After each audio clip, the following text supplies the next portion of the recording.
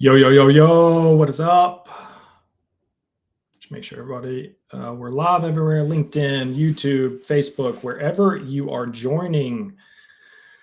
Thanks for jumping on. Today we've got STR Q&A. Super pumped about it. I've got 3 sick topics that actually came up this week. If you've got a specific question that you want me to answer online, drop them in the comments below. Let me make sure we got the right chat up. Drop your comments below. All right, let's get rocking and rolling. Today, man, it's been a crazy week. Hopefully everybody is doing well. I'm gonna crack a LaCroix for this one. I didn't even plan it, but it matches my color back there. All right, so first question. Had this in our so actually let me do one thing before we jump in. If you are not part of the free Side Hustle Host program, jump in there, scan this QR code. I can send you the link. It is there. I put together a freaking sick free mini course on anything you would ever need to know for hosting, investing in Airbnbs successfully. We've done, I don't know, at least a couple million in the past couple of years. I've put everything in there for free. Go check it out. So Q&A, I've got 3 lined up. First one is how to not land a Karen as your client. This is an interesting scenario story that we had. A student in that group actually messaged me and was like, hey, I've got a Karen as a client. What do I do? We'll kind of talk through those. Second question, chargebacks. Chargebacks happen. I've got some tips and tricks to show you on what to do to mitigate that risk. And then 3, peak season pricing versus off-season pricing. So in Charlotte, we just got out of slow season, and then we're heading into peak season. I want to make sure you're super prepared and what actually to do to make sure you're priced correctly. So first one, how to not land a Karen as a client. What I mean by that is there are some super high maintenance clients out there, and I don't want to work with those clients. I don't want you to work with those clients. But there's some things that you can do to kind of get ahead of that. And we'll kind of go through it here. So I think the first one is setting expectations correctly. What I mean by that is like, what expectations have you set with the client, right? This starts from the first interaction that they get with you. If you don't answer for a week, they kind of expect you to not answer for a week. That's the expectation that you're setting, with or without you knowing it. So making sure you're setting expectations correctly in the front will actually help the sales process, the onboarding, all the management down the road. All this is going to get better over time with correct expectations. So one thing that we've done, which it took us way too long to figure it out, but I'm giving you this info for free, is we have a client-facing Notion article where we give a link to our clients that has all of the frequently asked questions that we get. So like one of the most popular one is like how to read the accounting statement. What are the frequently asked questions? Like what buttons to click, how to log in, how to download your report, how to get your 1099s, like all those questions that we get very often, we've packaged it up into multiple Notion articles where when we get that question again, we just send them the link that has the answer in it. So it is super scalable for us. Does take some time up front to get it up and running. One actually we added this morning. Client was asking what's included in our onboarding and then what's not included in our onboarding. So we literally made a list of everything that was included and then also made a list of everything that wasn't included. So that way we can, next time we get that question, we can send it to the client and they have access to that 24/7, 365 at all times. So it not only helps set expectations with the client, it also helps our team focus on like guest satisfaction, getting good reviews, providing a great hospitality experience versus just answering the same basic questions from 100 different clients. So set expectations. Maybe I'll give away our or Notion doc. I don't know. Let me know in the comments if that's something that would be valuable.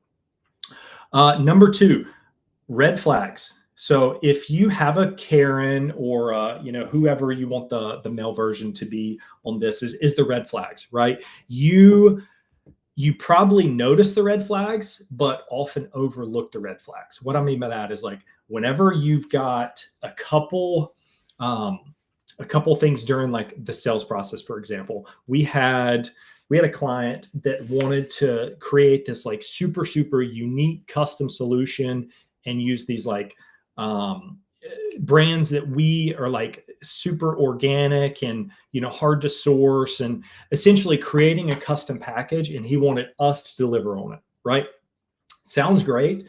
But I know at scale, we're probably not going to do that very well. And that customer is going to get upset. Maybe we don't set out the organic soap in the right area, or, we put this type of, all natural cheese in the wrong part of the fridge. Like there's a level of complexity that is not scalable. Now, if you've got a couple properties, make it custom, make it, super, super high end, like super unique, and doing that. But for us, we're to a point where it just doesn't make sense. So that's like an easy red flag during the sales process that I got ahead of in that sales call. Now, potentially lost us a deal, but honestly, I would rather lose that deal on the front end versus 3 months down the road, them get pissed off and the expectations are out of whack. Our team's like, this client is, a nightmare. Like I can't, hold them account. Like it saves our team a ton down the road, just not ignoring the red flags.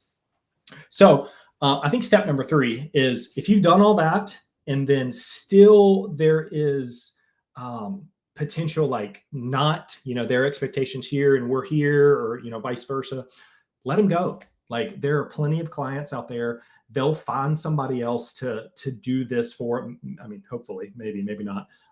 But worst case scenario, just let them go.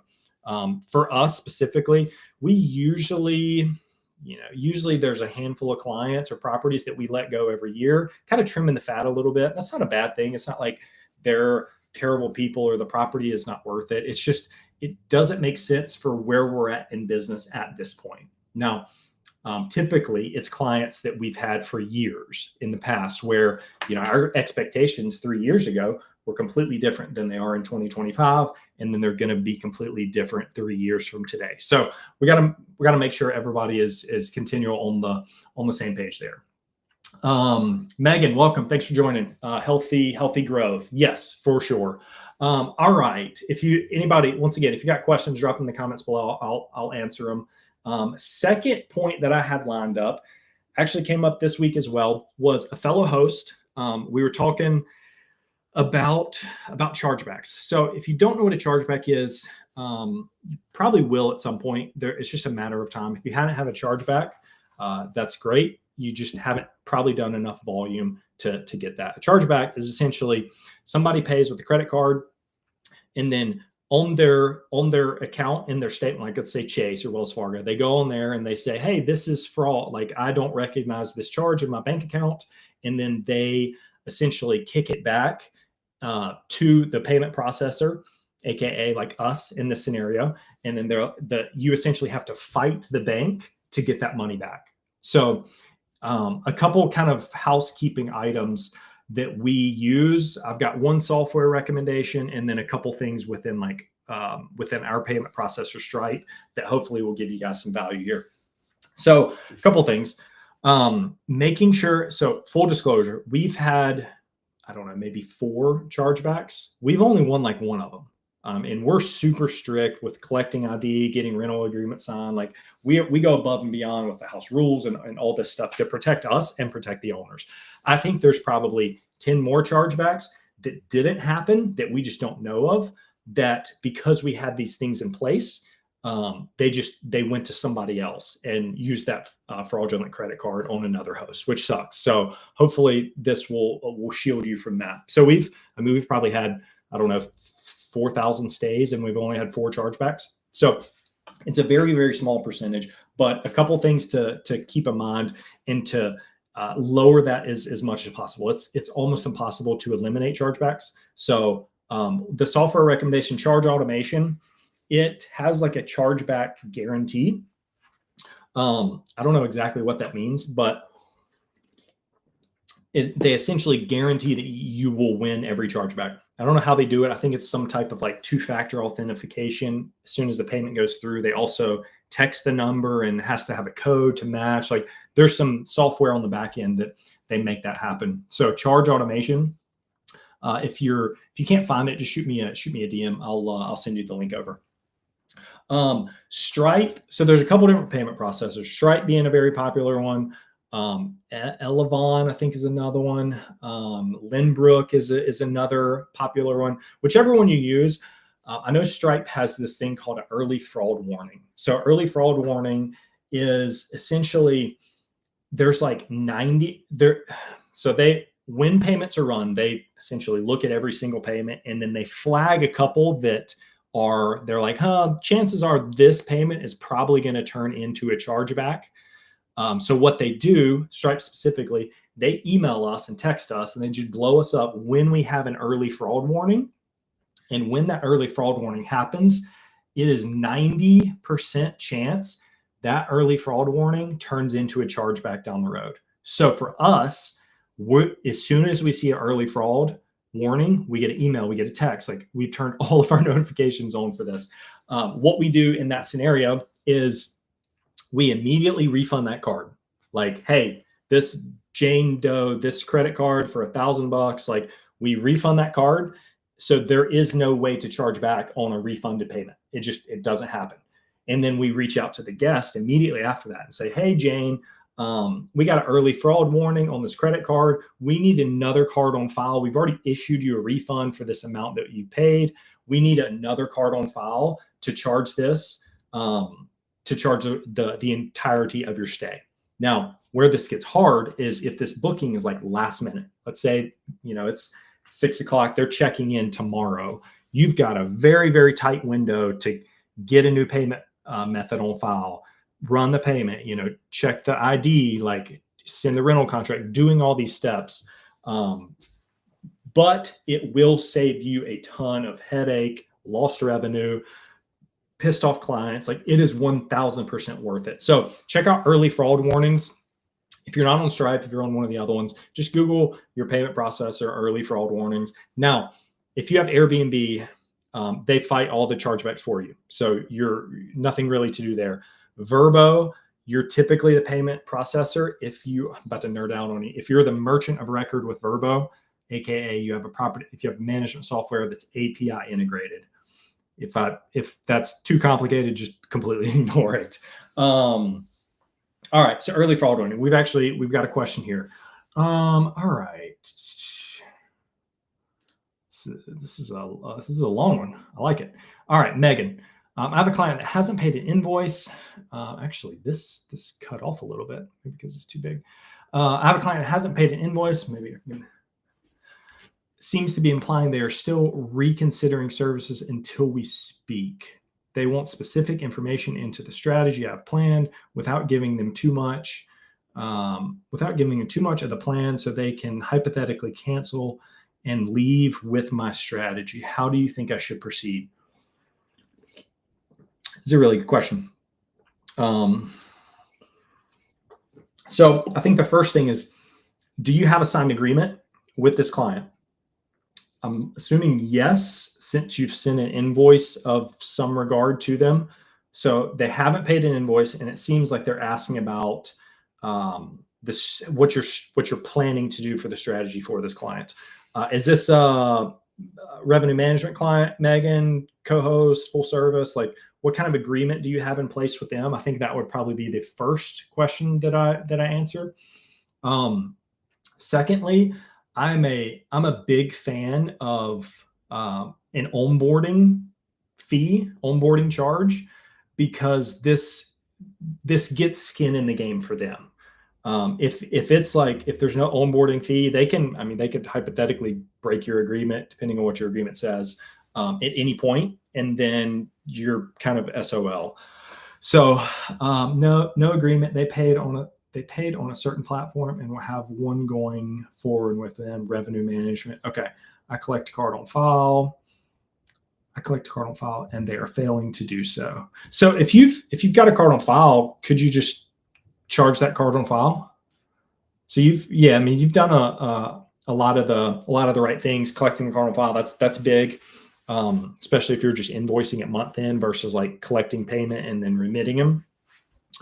No agreement. That's not ideal. It's a risky spot to be in with no agreement, because the agreement protects everybody involved, right? It protects you, it protects the client, it protects the guest.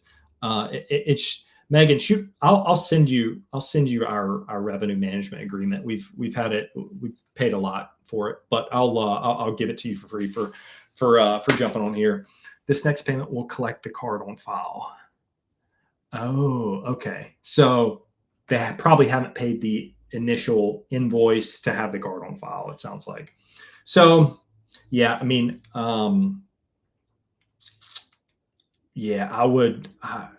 get an agreement first. That's usually the first step that we'll do. For revenue management, yeah, it's a little bit different because you're kind of like, it's kind of like a co-hosting agreement. You're just invoicing for your services. So I would potentially think about doing like an onboarding fee. It doesn't have to be a lot, $100, $200 maybe even start at like 50. If they're serious and they won't help, should be a drop in the bucket for them. I would probably not do this strategy session until they pay, and maybe phrase it to them like that. Like, hey, once the invoice is paid, we can jump on a Zoom call to, answer any questions you might have. I will say this, what you're doing, I know you're talented. You're very good at this. Like, we've talked a lot. I will say this, and this is pretty much in business altogether, is people can, and this is why I do a lot of this free content, is you can give them the info and you can show exactly what you do, and 99.9% of people still will not do anything, or they will do it. It'll be a train wreck, and then they'll call you back and rehire you. That's when you double your charge. No, I'm just kidding. But yeah, hopefully that helps. Their listings are inside my price lab, so I'm not sure what the thinking is. Ooh, okay. This is this is good, because now, I don't know if with Price Labs, is if the account is linked to Price Labs, to link it to another Price Labs account, you have to get approval from the original Price Labs linking account. They probably don't know this. I don't know if you know this, but you essentially have to submit a support ticket saying, hey, I linked it to this account. I want to move it to this account. And what they'll do is they'll say, okay, we need approval from the first client's account that it was linked to, which AKA you in this situation. So if you don't say, yes, this is approved, you're still you're in the driver's seat still. You can still say, okay, great, pay me this invoice. We'll get everything rocking and rolling. I think that's a really smart move, putting it under your Price Labs account versus theirs, because essentially once it's under your account, like, everything is within your kind of ecosystem, versus you put it on theirs. Hypothetically, they could take it and run with it. One thing that I have learned, especially with revenue management, is, man, it doesn't matter what kind of setup you have to make adjustments. Like, the point number 3 that I'm about to talk about is peak season versus off-season pricing. There is so many adjustments that you need to make that most people just aren't aware of, or they don't do. Like, for example, it was probably 2 weeks ago now, we were starting looking at summer peak season pricing in February. We were 3 months ahead of time, but that's what you have to do. And it's not a set it and forget it. Megan, I know you know this. It's not a set it and forget it where you just set it up and you never touch it again. There's constantly things that you're updating. Like, if a new event happens, you got to go and, add a premium to those nights. Or if, like, you have a last minute weekend opening, like, let's say you have a last minute cancellation and it was priced at $300 a night. Now everybody is booked at $300, And if you want to get that last minute booking, maybe you offer it for $225 to be super competitive for last minute. So those are the things that are, this person sounds like they're not going to be able to do. They probably don't even understand that it's not a set it and forget it. So to kind of recap, grab the agreement. I'll shoot me a message after this. I'll send you a PDF of ours. To potentially think about charging an onboarding fee, just kind of gets them a little skin in the game, so they can't like leave with, you know, all your IP. And then I think what you did really, really well is putting the listing inside your account. I think that's really, really smart. So Megan, thank you for your question. If there's any follow-ups there, more than happy to answer those. All right. So the third one that I had lined up was peak season pricing versus off-season pricing. Peak season, most markets, it's like summertime, you know, June, July, August, September. And then most markets are usually slow season, January, February, some of December. Just depends on where you're at. But I've got actually two markets that I'm going to kind of show you guys what this looks like.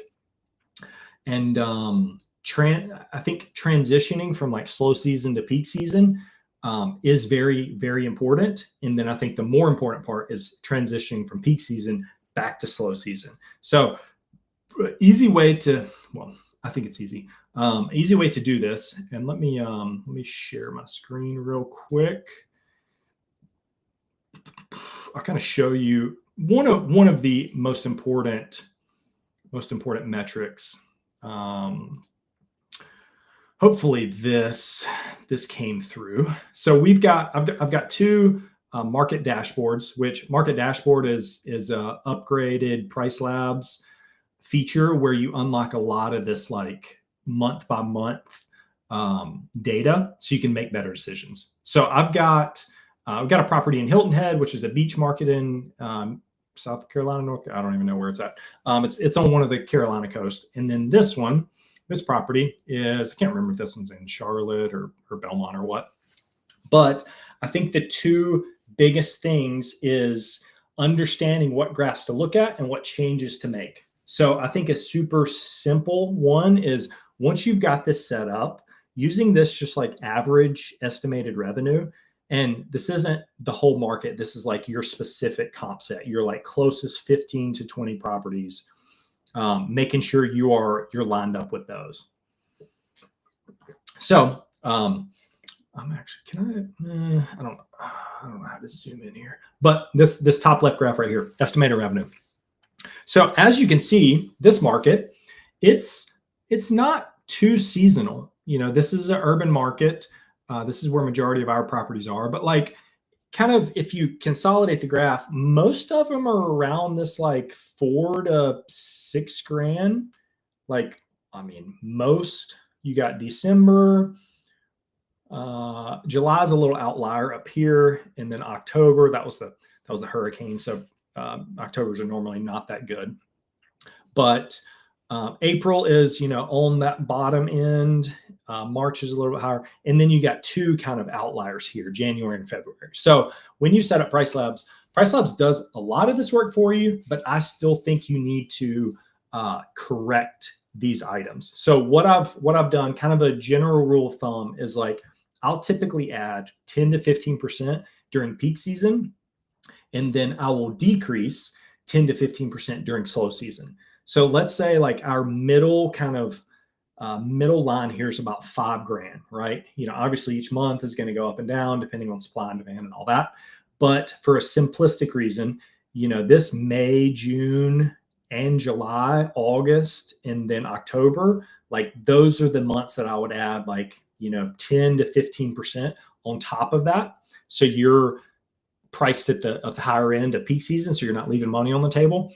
And then here specifically, you can actually see it here as well. So this is 2024, January and February. I would 100% drop. I would add an additional discount during slow season to make sure you're competitive and make sure you're not just sitting there vacant, losing money.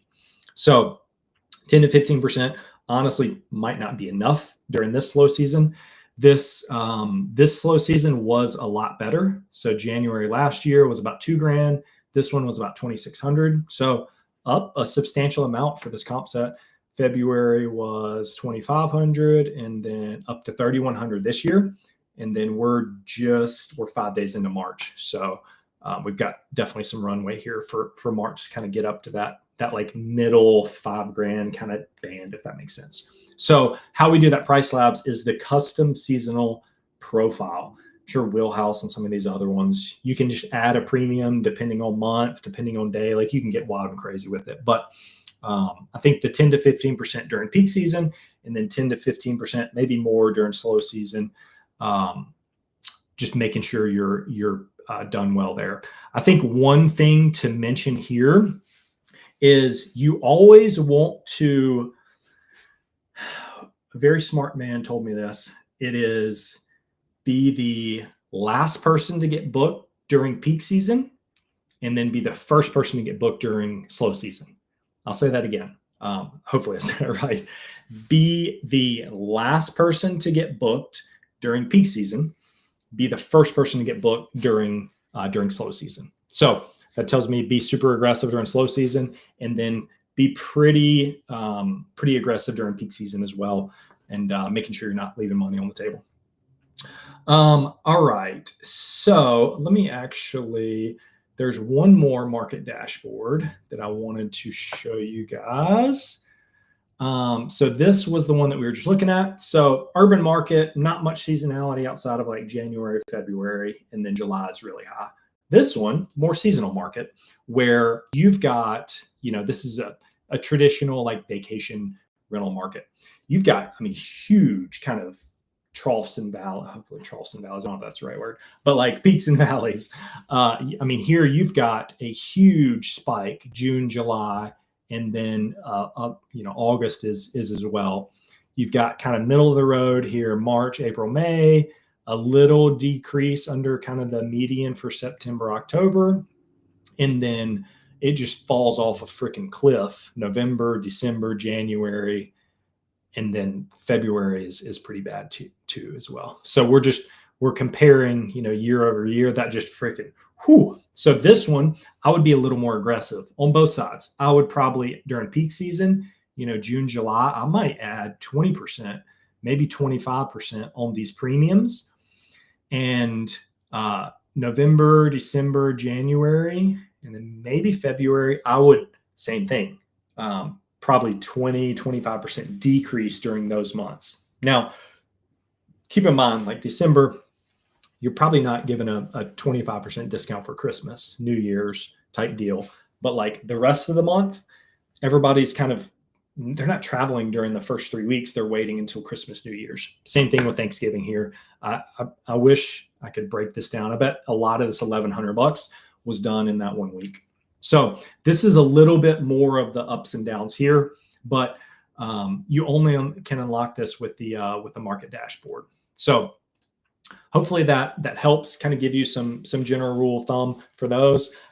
Megan, you got one more question. Let's see. I ran into big issues with comp creation. Price Labs doesn't pick up waterfront or pool amenities.